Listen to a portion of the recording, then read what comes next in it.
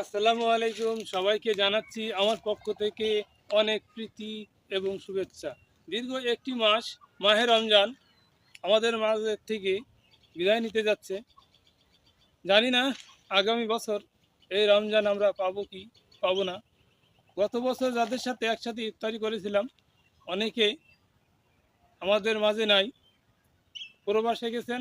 অনেকে আল্লাহ তাআলার ডাকে সাড়া দিয়ে ওপারে চলে গেছেন। আজ আপনাদের সাথে কথা বলতে খুবই খারাপ লাগছে।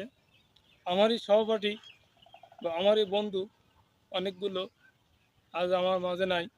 আমি ব্যক্তিগতভাবে তাদের আত্মার মাগফিরাত কামনা করি। তো সবার কাছে অনুরোধ করব, সবাই দোয়া করবেন আগামী বছর রমজান পর্যন্ত যেন সুস্থ থাকি, ভালো থাকি, এই প্রত্যাশায় সবাইকে অগ্রিম ঈদের শুভেচ্ছা জানিয়ে বিদায় নিচ্ছি। আল্লাহ হাফেজ।